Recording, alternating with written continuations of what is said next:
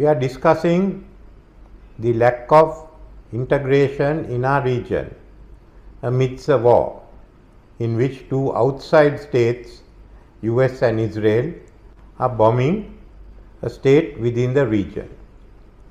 On the other hand, we have the state within the region, Iran, bombing and attacking states in the Gulf who are also members of the region. This has extended even further than West Asia, which is normally been the sphere of conflict in our region.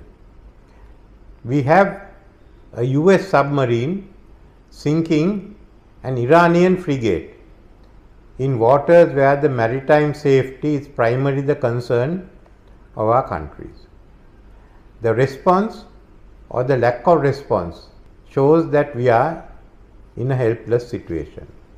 Of the three main water bodies in the world or the main oceans, our Indian Ocean is the oldest in civilizations and in the connections between different societies, whether it be trade, whether it be culture, or whether it be political. But today you find in the Atlantic a political cooperation never seen before. Trade has increased and it's virtually getting into a level of what we call trade integration. The military aspect is covered by the North Atlantic Treaty Organization, though there are countries that are outside it. In the Pacific, so, in the last half a century, again we have the development of strong trade and political cooperation. The Asia-Pacific Economic Cooperation, the RCEP, all these are part of that cooperation, and there is also bilateral discussions that are going on. What do we find? US in dialogue at all levels with China. Similarly, US is in dialogue with Russia. At the same time, Russia and China in dialogue with each other. US talks with the European states, and today the European states talk among each other. All this is lacking in the Indian Ocean. So without this type of close cooperation and personal discussions, we will not be able to have the type of integration that we require.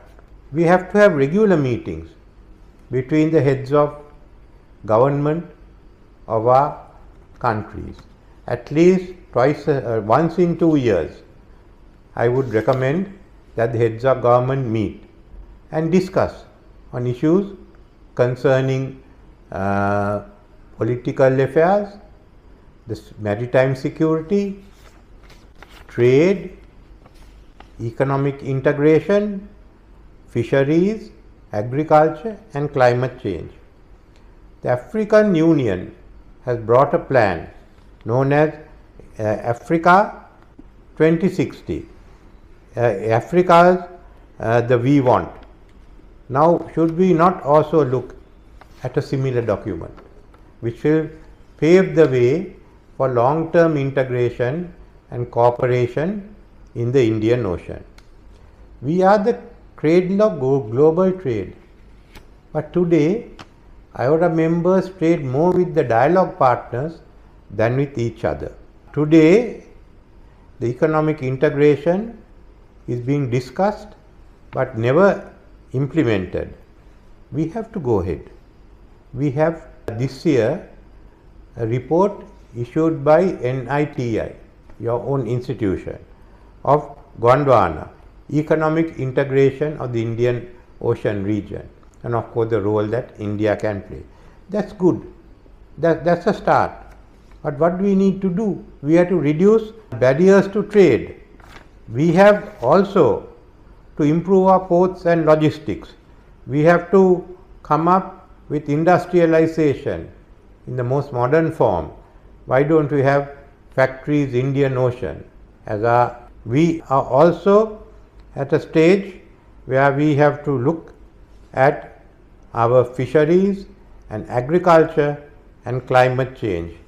We have to attend to these issues. If we attend to these issues, then we can come up with a plan.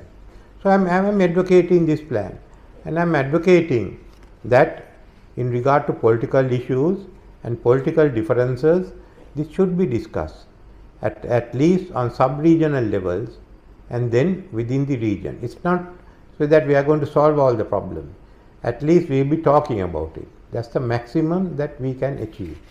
Similarly, if we focus on maritime safety, we have the Indian Ocean Naval Symposium.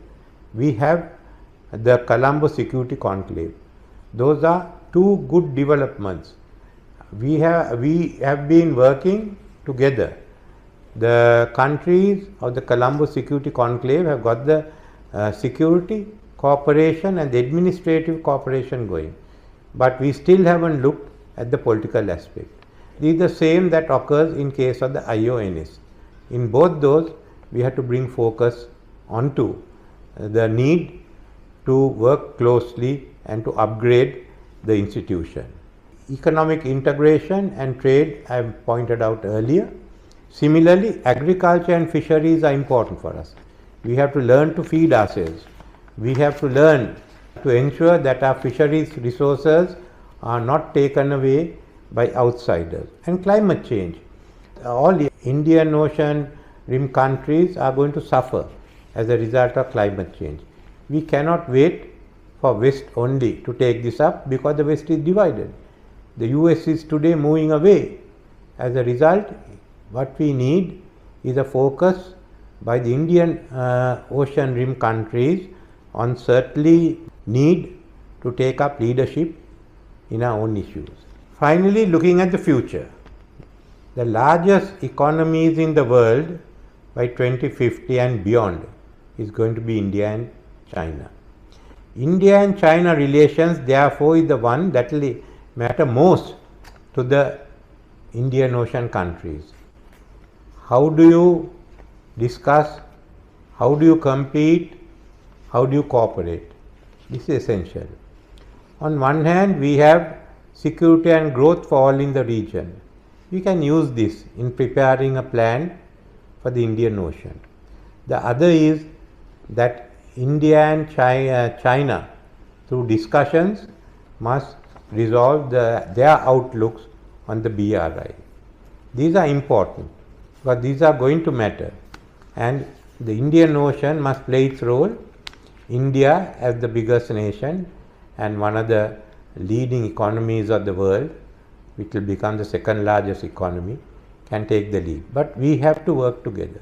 We have to work with East Asia, with China, that is important, also with America, that is present here, and a large number of other East Asian and European nations that have now established bases in different parts of the Red Sea.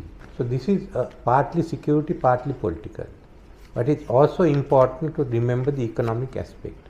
We must get talking among ourselves, look at how we bring our nations together to have regular discussions which will give us the same level of integration as the other oceanic rims.